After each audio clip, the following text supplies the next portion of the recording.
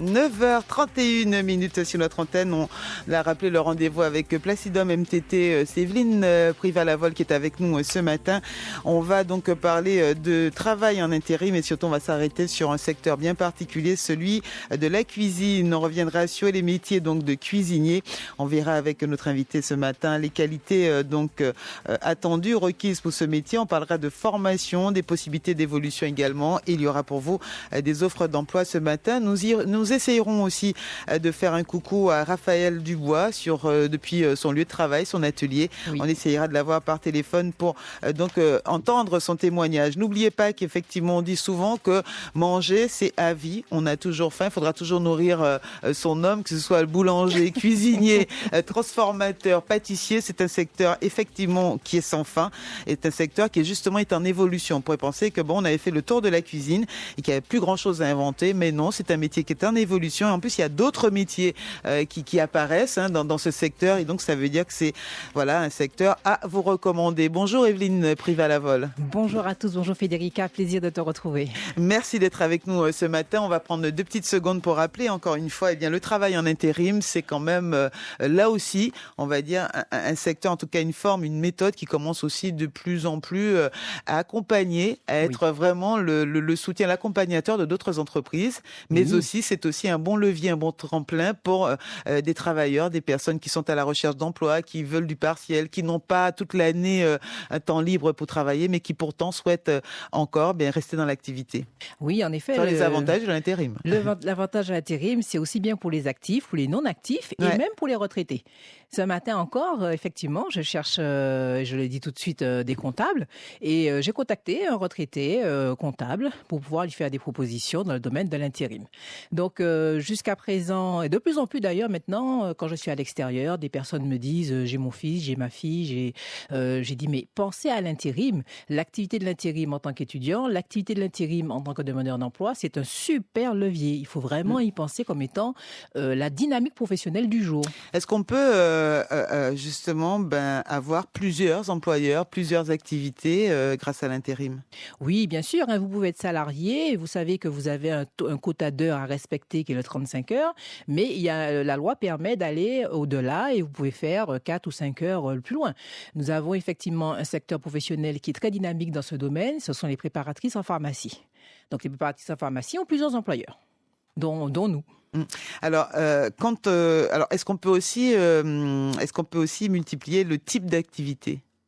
Alors là, on parlait des employeurs, vous avez parlé des préparateurs en pharmacie. Ils vont avoir plusieurs employeurs, mais toujours dans le même type d'activité. Toujours dans le même type d'activité. Est-ce qu'il est possible, en intérim, d'avoir 2 contrats dans des activités totalement différentes? Ah oui, absolument, des contrats de secteurs tout à fait différents. Par exemple, nous avons actuellement une grosse demande, comme vous le savez, dans le secteur des services à la personne. Donc, une personne peut très bien être secrétaire et avoir des activités annexes dans le service à la personne. Donc, on peut multiplier ces activités. Nous sommes dans la polycompétence, nous sommes dans la mobilité. Il faut jouer effectivement la carte de la mobilité. On rappelle qu'à chaque fois, c'est un contrat de travail. Ah oui, absolument. C'est un contrat de travail. Vous êtes salarié de l'agence d'intérim. Et ce contrat de travail se fait ça peut être le minimum 1 heure et le maximum, je dis ça comme ça, c'est pour comme donner un petit peu les critères. Voilà, on va dire le minimum pour ne pas faire peur, on va dire une journée. Une journée. Le minimum, par exemple, les inventaires. Vous pouvez faire les inventaires sur une journée, mais vous pouvez avoir effectivement comme les comptables notamment, effectivement des périodes d'intérim assez longues, 3 mois, 4 mois, ce qui permet effectivement de débouler ensuite, en fait, d'avoir un CDD, d'avoir un CDI.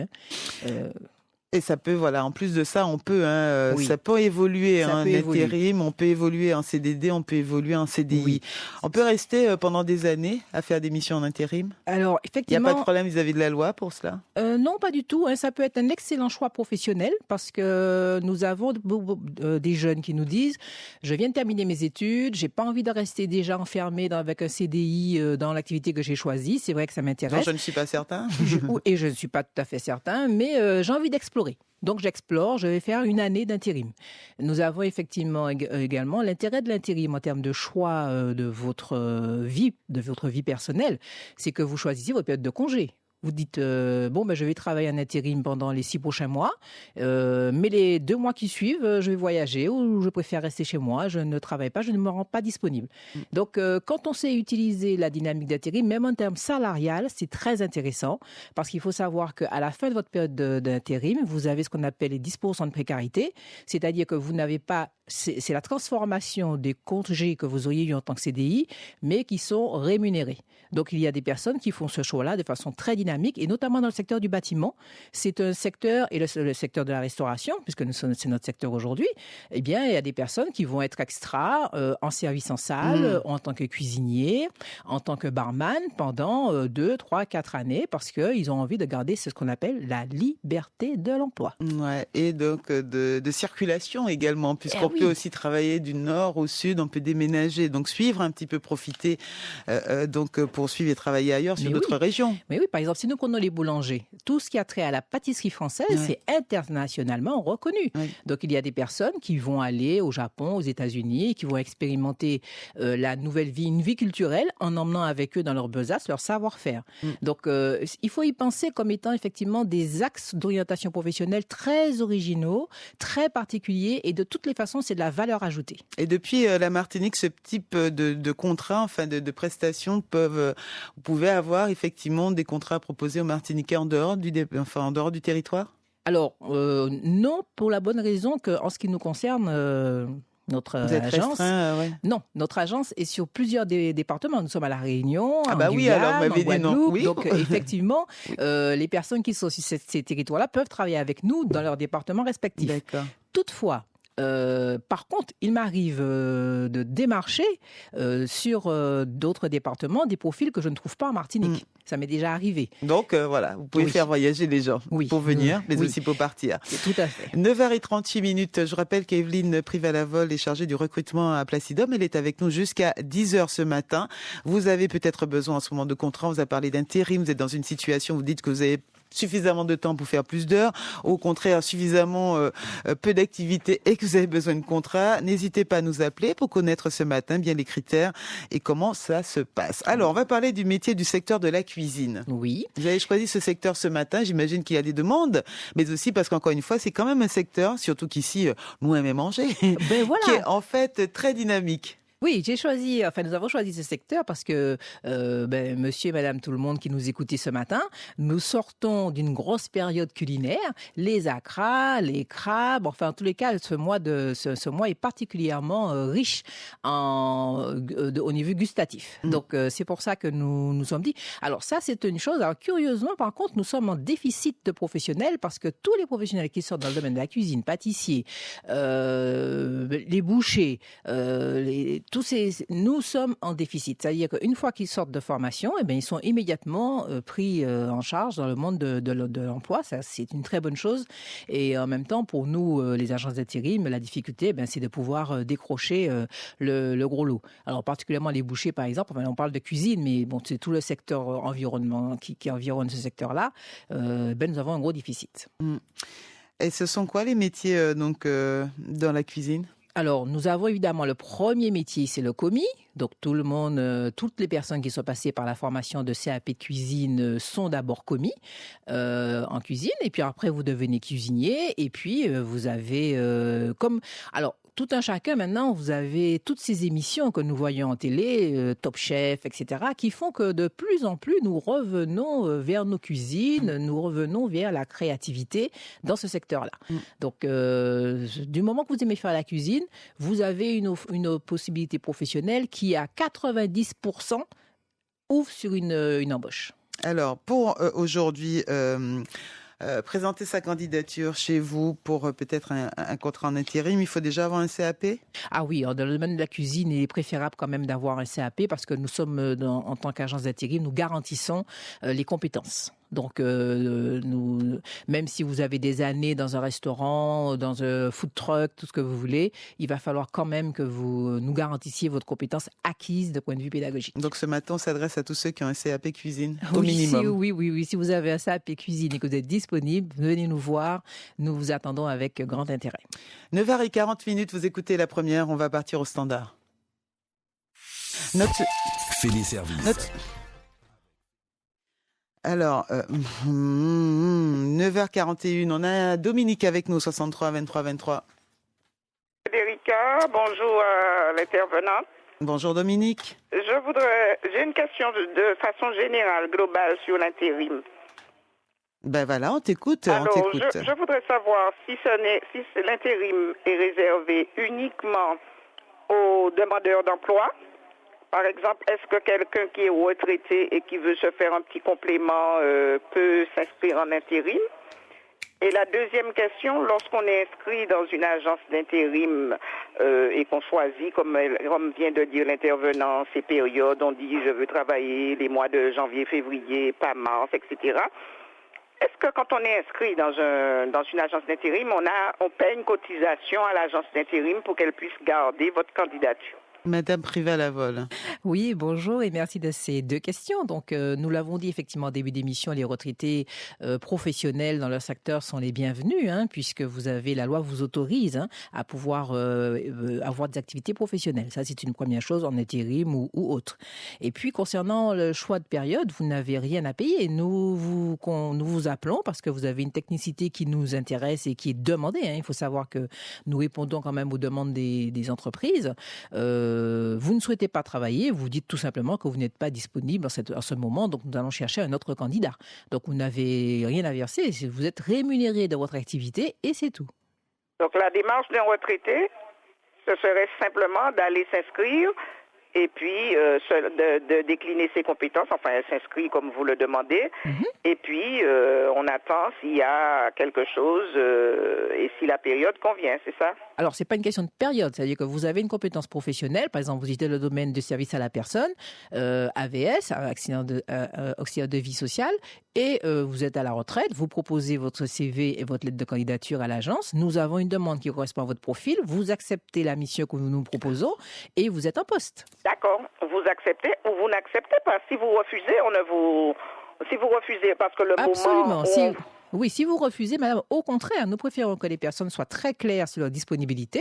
Je préfère quelqu'un qui me dit sincèrement, écoutez, je ne suis pas disponible et nous travaillerons avec vous une autre fois quand vous le serez. Très bien. Très bien. Ça répond à mes questions. Merci beaucoup. Merci de votre question. Allez, au revoir. Bonne journée, Frédérica. Merci Dominique. Excellente journée à toi également. Bye bye. 9h43 sur l'antenne. Caroline souhaitait aussi intervenir. On rappelle que notre invitée est avec nous jusqu'à 10h ce matin. Bonjour Caroline. Bonjour. Oui, bonjour. Bienvenue à toi. Excusez-moi.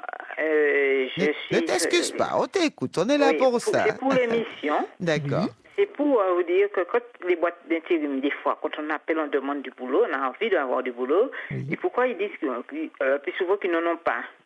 Non, c'est pas qu'ils vous disent qu'ils n'en ont pas. Ils n'ont pas de demande, quoi. Caroline, ça dépend de ce que vous proposez comme activité professionnelle, vous voyez. Vous êtes dans quel secteur, vous, Caroline? Pas pour moi, c'est pour la personne, parce que vous prenez un cas particulier. Vous avez dit... Un cas particulier, c'est pour mon mari qui est dans la maçonnerie. Dans la maçonnerie. Là, le secteur est complètement, on dit ces temps-ci, le secteur est complètement en baisse, il n'y a rien. Vous avez donné la réponse. Vous avez donné la réponse, le secteur est en baisse. Donc effectivement, voilà un CV qui nous intéresse, effectivement. Pourtant, vous cherchiez des maçons le mois dernier. Attendez, Caroline, vous cherchez maçons l'an dernier? Oui, le mois dernier, nous cherchions des maçons et nous avons effectivement dû beaucoup téléphoner pour pouvoir trouver 2 maçons. Alors le secteur, comme vous l'avez dit, oui, mais nous ne connaissons pas votre mari. Nous ne connaissons pas votre mari, nous n'avons pas son CV, mais n'hésitez pas à le déposer. Et dès que le secteur bouge, nous sommes réactifs tout de suite. Donc en fait, il n'y a pas forcément du travail tout le temps. C'est ça qu'il faut pas. Voilà. Mais excusez-moi, à part que la maçonnerie, qu'est-ce que vous, pour l'instant, on en a d'autres dans la boîte? Non, je vais vous dire une chose, madame. Nous, notre travail, c'est vous qui avez une spécialité. Donc, c'est quand vous proposez votre spécialité et nous travaillons avec des entreprises à l'extérieur qui demandent cette spécialité ou pas du tout. Voyez?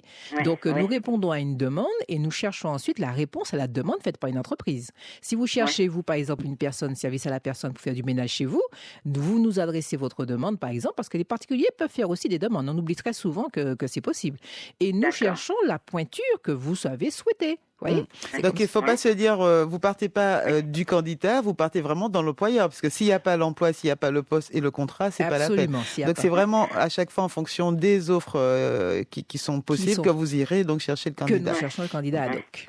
Oui, mais on peut avoir un numéro qu'on peut vous contacter. Il y aura les numéros en fin d'émission, Caroline. Oui, et d'accord. Puis bravo pour l'émission, hein. Bravo, Merci. félicitations. Merci Caroline. Oui, mais excuse-moi, tout à l'heure, là, Frédéric, j'ai essayé de passer une petite annonce. On a pris le truc du téléphone, et puis on n'a pas pris l'annonce, hein.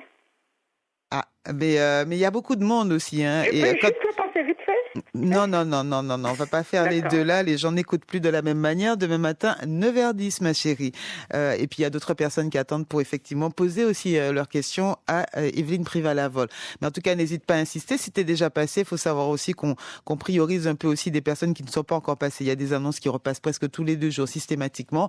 On est dans un pays, on rappelle encore, tout le monde a besoin. On peut pas, voilà, il faut aussi un peu de solidarité. Des fois, peut-être que vous n'allez pas passer parce qu'on va privilégier un nouveau ou un inconnu. D'accord, je vous souhaite une belle journée, Caroline, et restez surtout à l'écoute. Un petit peu avant 10h, on donnera le numéro de téléphone pour joindre Madame Evelyne Prival-Lavol. Nathalie souhaitait intervenir également, et on a aussi Raphaël Dubois qui nous écoute. Il est cuisinier et on va justement lui donner la parole pour pouvoir nous parler de son métier et du recrutement dans ce secteur. Bonjour Nathalie. Donc bonjour à ton invité. Bonjour. Je voudrais poser une question. J'ai ma fille qui est étudiante. Alors, est-ce qu'elle rentre de son dispositif? Absolument, les étudiants sont les bienvenus, surtout bientôt ils seront disponibles et ils rentrent dans des dispositifs très classiques comme les inventories, comme le secteur, enfin tout ce qui a trait à la grande distribution, et ils ont déjà commencé à déposer leur CV. Donc Vous l'invitez à déposer son CV à l'agence. D'accord, très bien. Okay. Vous pouvez préciser comment on fait il est étudiant et ce sont... C'est un gars, c'est une fille? Non, c'est une fille. Oui, elle est dans quel secteur? Alors, elle est dans le secteur... elle fait une licence SVT. SVT, d'accord. Bon, en tous les cas, elle a quel âge? Elle a plus de 18 ans. Oui, elle a plus de 18 ans et puis elle adore ranger. Elle adore quoi? Elle adore ranger. Ranger? Oui. Bon, enfin, l'activité professionnelle... Et pourquoi, non? Pourquoi vous dites ça? Parce que quand je lui demandais ce qu'elle voulait faire, elle me dit « Ah oui, j'aurais bien aimé être étalagiste parce que j'aime bien ranger par... Eh bien voilà. Parce que vous n'avez pas les inventaires. Très bien. Écoutez, vous lui faites déposer son CV avec en priorité l'activité d'étalagiste et nous allons entrer dans une période de vacances où il y aura des gros besoins. Donc voilà, nous serons heureux de la faire travailler. Très bien. Merci beaucoup de votre appel. Vous prendrez les coordonnées en fin d'émission également, Nathalie. D'accord. Merci, bonne avec journée. Nous. Merci. Raphaël Dubois est avec nous par téléphone, actuellement peut-être en atelier de cuisine, laboratoire en cuisine. Bonjour Raphaël. Ou peut-être pas encore. Bonjour. Allô? Oui, allô. Bonjour, on vous entend. Oui, bonjour. Alors, je rappelle que vous êtes cuisinier. Oui. Alors là, pour l'instant, vous êtes en atelier, en cuisine, en laboratoire ou pas du tout? Pas du tout.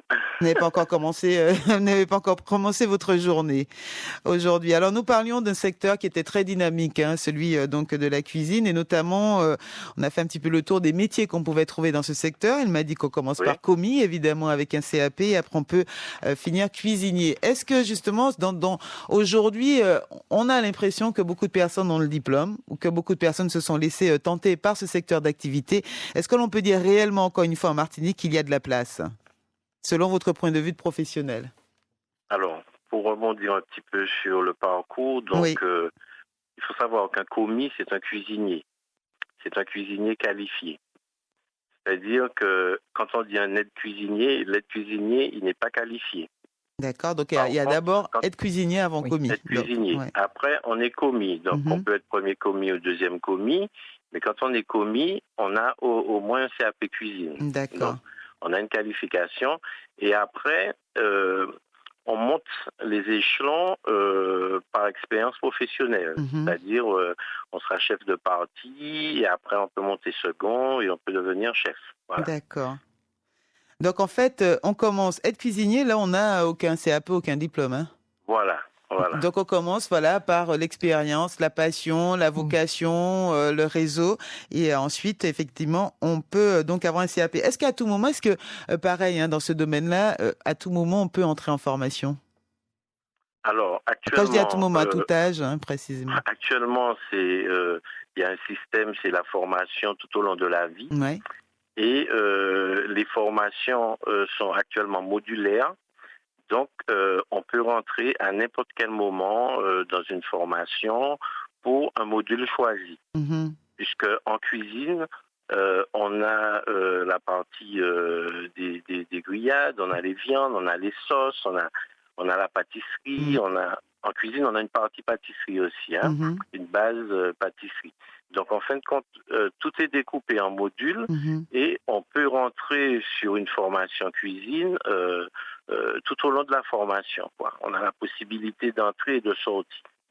Alors, on dit que c'est un secteur qui recrute en Martinique. Alors, c'est un secteur qui recrute en Martinique. Ou pas? Je dirais oui et non. Oui.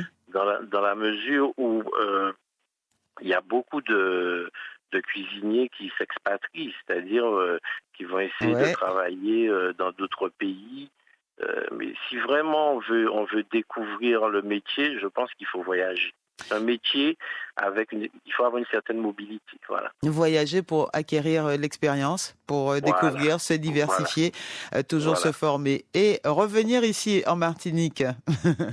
Et revenir au pays. Et revenir au pays, très bien. Merci à vous Raphaël Dubois. Restez avec nous encore quelques minutes par téléphone. Il est 9h52, on a à diffuser des messages. 9h, 11h. Fait des services. Et ce rendez-vous avec les personnalités martiniquaises et autres, c'est tout à l'heure à 11h avec Canel qui nous retrouvera donc en studio. Raphaël Dubois est toujours avec nous par téléphone. On revient vers lui.